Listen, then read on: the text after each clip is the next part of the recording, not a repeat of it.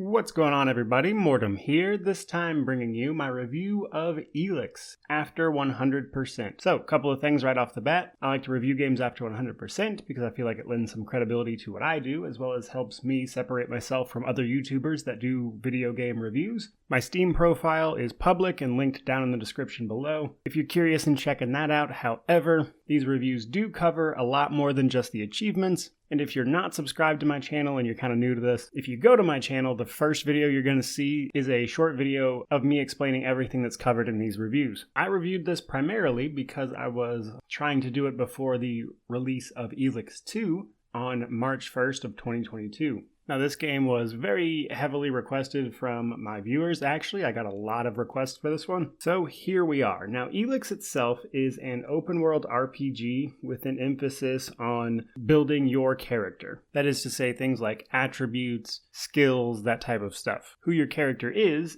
one person, actually. It's a man named Jax. And the setup for the story is that you are on a planet called either Maglan or Magalan. You hear it both ways in game. But it was, at one time, a very much so modern world that very much so resembled our own, though it is not actually Earth. However, this planet was hit by a comet. This comet, while simultaneously destroying the modern civilization that had formed, also brought a substance to the planet known as Elex, hence the title. Now, Elex is used for everything from technology to actual consumption. It seems to be a power source just straight up across the board. Now, we're not going to talk too much about spoilers for this game until we get to the end of the video, which I will call out separately, as I want to talk about some stuff leading into the second game. However, even then, we won't be covering anything that wasn't mentioned in the marketing for Elex 2. But I will say this about the story.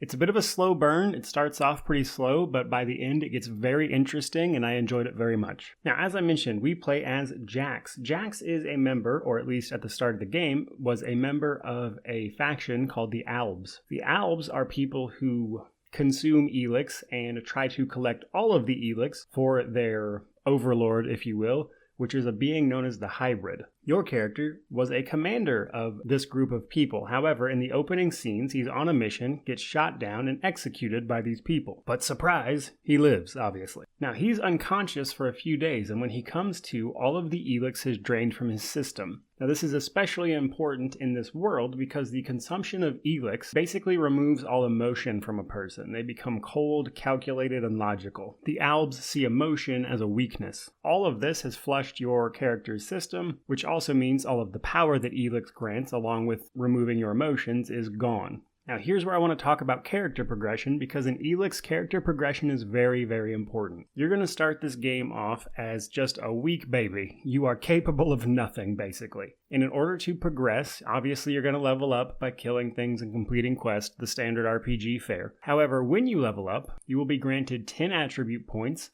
along with a single learning point. The attributes will be put into attributes that, if you've ever played an RPG before, are exactly what you think they are. However, they are very, very important because Piranha Bytes, the developer, very much so made this an RPG.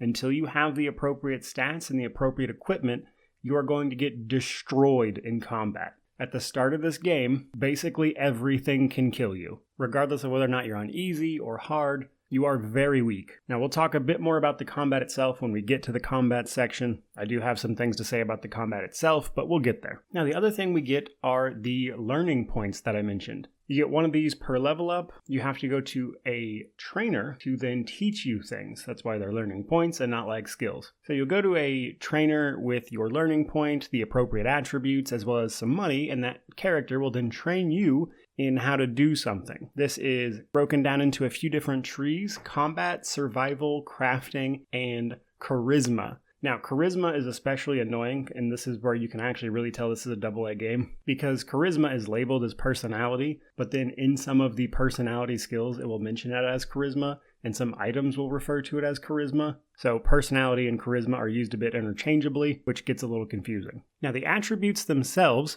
you only have to put 1 point into them up until they reach 31. At 31, the attributes require 2 points to level up.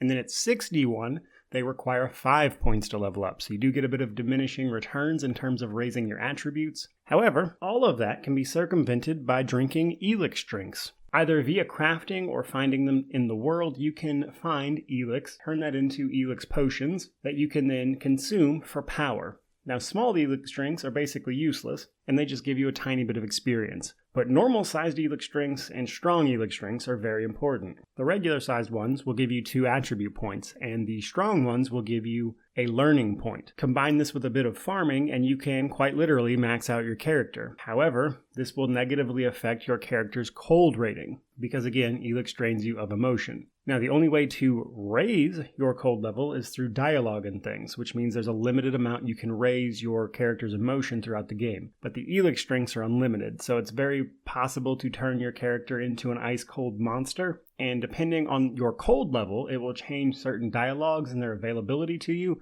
as well as the ending that you are able to get. Now, the last thing I want to mention about character progression is that attributes are very important. You're going to need them to equip things, that is weapons, armor, etc., just across the board. Attributes basically dictate what your character can do in actual RPG fashion. From here, let's move on to the world building a little bit. So, the world of Magland is dangerous, beautiful, and filled with stuff to find. I found the exploration to be incredibly rewarding once I got to it. The problem is that I mentioned is that you are a weak baby at the beginning of this game, and you simply cannot go exploring right out of the gate. And that's a bit of a trap that other open world titles would have led you to believe is something you should do. In this game, not at all. Until about level 15 or 20, you really need to stick to the city hubs and do all of the missions you can that don't involve combat to get your character level up, to get you the attributes, to get you the things you need to be able to perform combat proficiently enough to then go exploring. And then once you're above like level 25, as long as you have the right equipment, you're pretty much good to go. When you get to explore the world, it is divided up into 3 distinct regions for the most part. The foresty areas of Edan and Abessa, which are kind of like jungle, swamp, and a little bit of highlands, that type of stuff. And then there is Tavar, which is the desert area. And then there is Ignadon, which is a sort of volcanic area that was right next to where the comet hit.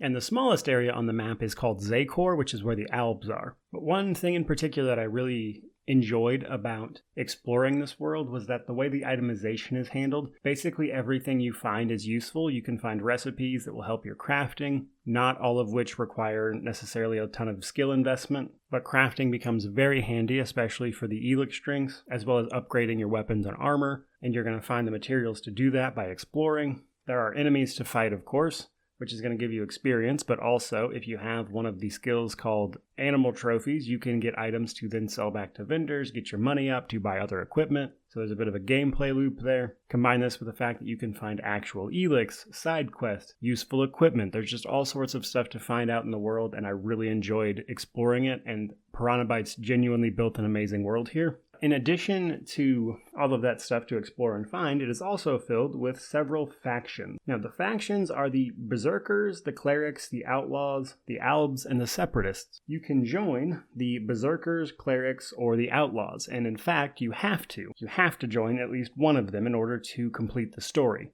Now, the Berserkers are pretty interesting. They have taken Elex and managed to convert it into what they call mana, which, unsurprisingly, gives them literal magic abilities. They can cast actual spells, and as a result, they have sworn off all technology. They have recently developed a manner to cultivate what they call world hearts, which are bringing life back to the planet, so the Berserkers play a very important role. And then we have the Clerics. The Clerics use Elex to power their technology. They specialize in ranged weaponry, specifically things like laser and plasma rifles, and honestly, they have the coolest armor in the game. But then there is also the Outlaws. They rule the area of Tavar, which is the desert that nobody else really wants. They're all about freedom and profit. They give off a very Mad Max vibe, in my opinion. And then we have the Albs, which I already mentioned. They are the ice-cold, logical people who follow the hybrid. And the hybrid's one goal is to collect all of the Elex for itself. Which brings us to the Separatists. The Separatists are Albs who basically believe in what the Albs try to do, which is to consume Elex, to not show emotion, etc. However, they don't agree that the Albs should be following the hybrid, because the Albs existed before the hybrid. They just found the hybrid and then pretty much across the board decided that the hybrid was now their leader, which some separatists weren't okay with, hence why they're separatists. Now, when it comes to the factions, they dominate the early parts of the game, and this is because you have to join one of them. In fact, the word factions is mentioned so much in the first couple hours of this game, it's ridiculous, and honestly feels a little gamey, because they're like, you gotta join a faction. It's like, nobody talks like this. But in addition to just being aesthetically pretty cool and being required for the story, it is actually important to join a faction for a few other reasons, and that is simply equipment. You cannot get the best equipment that you can get otherwise, meaning that you have to attain certain ranks within a faction for their vendors to offer armor to you, which is, even at its entry level, better than anything you can find in the world. There are some weapons that are comparable, but armor-wise, you will find nothing better than what the factions have. Now, unfortunately, after the first act of the game, this falls off a little bit. Each of the factions has some unique advancement quests. Once you join a faction, you'll have to do some quests to advance once you hit certain level milestones. I believe it's 15 and 25, at which point that faction will have unique quests for you to do, which will rank you up, which will get you even more weapons and armor to buy. It's very expensive, though, by the way. And beyond that, unfortunately, the factions themselves, despite you being forced to join one, at that point don't really influence the main story much,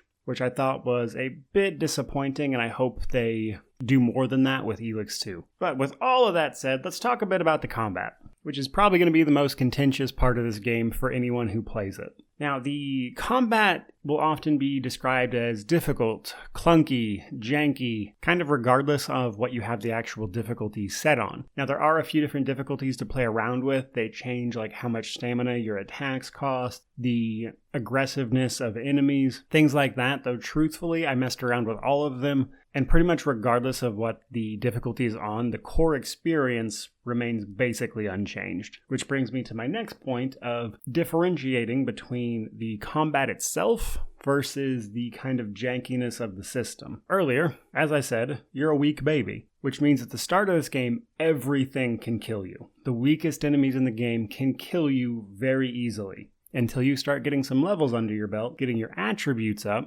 you are very, very squishy. Combine that with the fact that you can't even get the good armor until later, which you wouldn't even be able to wear without the appropriate attributes anyway. I think most people's experience with this game and how they play other games leads them to play this game like another typical open world RPG, so they go to try to explore and fight things, and they get decimated by enemies they should not be trying to fight. And on one hand, the game isn't really the best at conveying this concept to them. It's just kind of a trial by fire thing. And Piranha Bytes is known for this type of game. So I think their core audience pretty much knows what to expect. But to someone new to these games, I can see how you would pick this up and even on easy, have these problems and be like, no, I'm not playing this. Fair enough. That said, there is also the other side of this, which is that some of the combat does not work or feel great. As I mentioned, it is very clunky. In the beginning, you are pretty slow. You don't have any stamina to really chain attacks together, which is required, especially in melee, to do more damage. So you combine the problems with the attribute and character building that you have yet to do with the fact that the movement in general in this game can be very clunky, meaning that like sometimes you'll get caught on terrain that doesn't make any sense. Your character will just get stuck, or you'll go to attack and your character just will not turn the appropriate way, which leads you to getting hit several times in the back by a monster, which a lot of times can be a death sentence. And it's literally just because your character just got like stuck facing the wrong direction. And in some cases, attacks will hit you even though they, at least on screen, did not actually touch you at all. Combine this with the fact that enemies have a impressive ranged attack accuracy rate. Like no matter what difficulty you have the game on, enemies are pinpoint accurate with their ranged attacks, which makes that very hard to avoid. But in terms of types of combat, you basically have melee, ranged, or magic. Now everyone kind of gets some sort of magic, even though they're not berserkers. Albs have like single-use technology spells that you can actually pick up and find. Clerics get some like psi mental power magic that they get to use. And then the berserkers have their actual magic, of course. And then outlaws actually get chem abilities because they brew chems from Elex. And this allows them to do all sorts of crazy stuff. But most importantly, also removes the experience penalty you get for using chems. Outlaws are not subject to that. But basically, the broad strokes thing to take away from combat in this game is that your equipment and your attributes are everything. You should not be trying to fight things until you get a little later into the game unless you absolutely have to. But luckily, we have some companions to make this a little bit easier on you, especially in the early game. Now, overall, there are 7 companions. One of them is a robot and doesn't really have a story, but its name is Crony. You can find it, fix it up, and it'll be a companion for you. The first one you actually meet is a berserker named Durus. He actually helps your character get on his feet and everything after you wake up from your attempted assassination. And then next up we have Ray. Ray is actually very closely tied to the main story, and I can't tell you much about him without spoiling things, but Ray stole your armor and everything from you while you were knocked out from your accident at the beginning of the game, which is why you don't have all your kick-ass Alb Commander gear right at the beginning.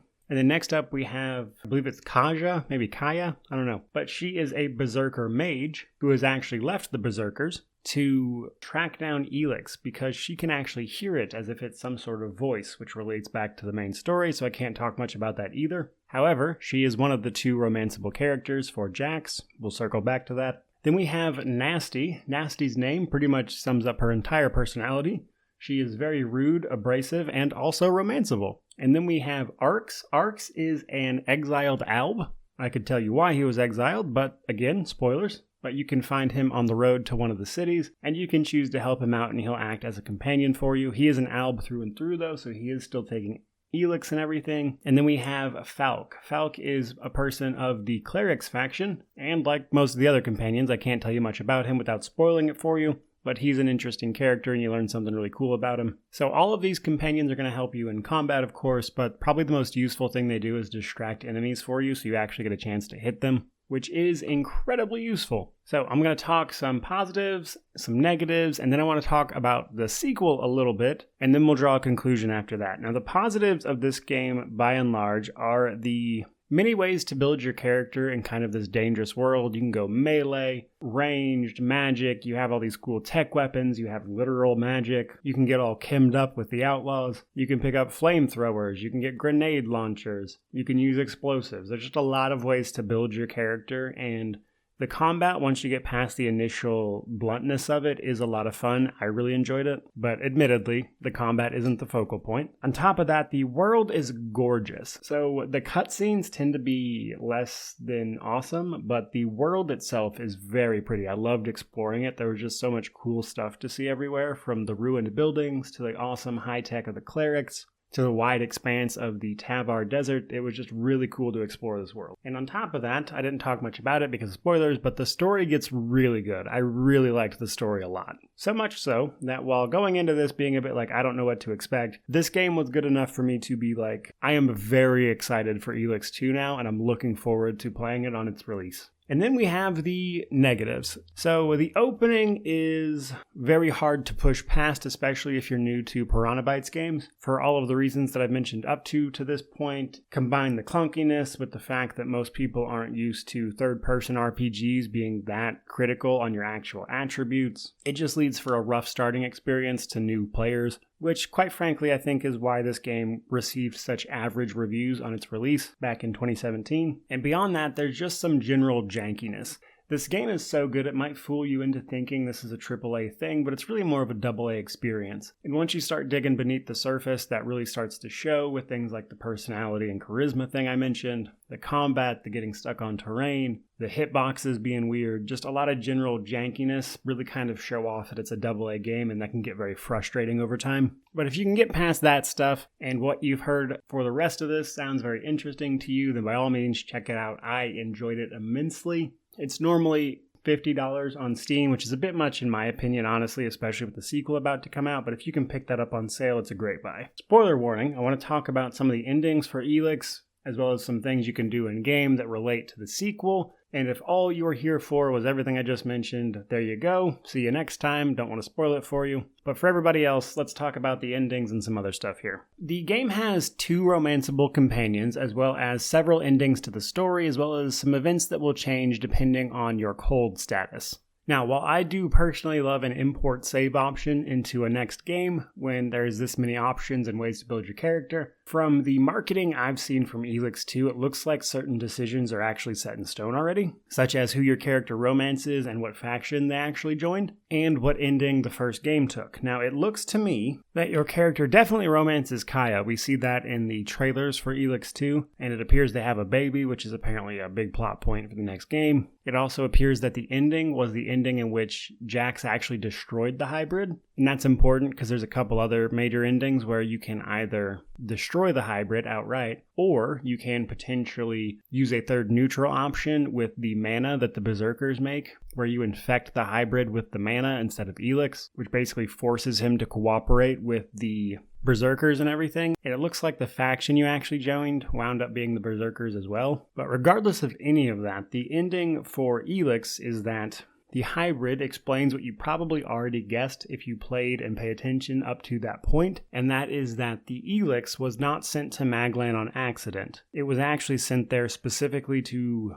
change and evolve the inhabitants of the planet. It was sent there by another species, who redirected a comet to smash this planet and get it ready for their arrival. The hybrid has actually been seeing visions of this and is actively trying to get the planet prepared for it, through obviously less than stellar means. We also see this in the marketing as well. We can see this new species finally arriving to the planet and attempting to take over. So I'm very interested in kind of seeing how that pans out. Though I will say I was a little disappointed they wouldn't have like an import save option or something like that for those of us who romanced Nasty, because obviously I did, as well as for the people who chose the different endings, because while I did get all of them for the achievements, personally I think the most appropriate ending is actually the one where you force the hybrid's cooperation through mana. I thought that was a really well done ending. But either way, I'm excited to see the continuation of this story a bit with Elex 2, because again, I did actually enjoy the story of this game very, very much. But there you go, guys. There is everything I have to say on Elex. A fantastic game. I'm really glad I played it. I had so much fun. There are parts of it I don't like and that I would change personally, but overall,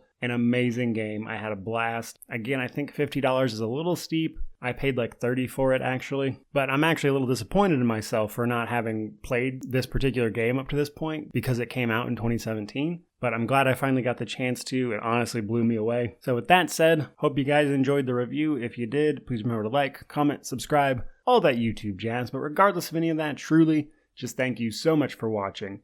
May you wander in wisdom and have an amazing day.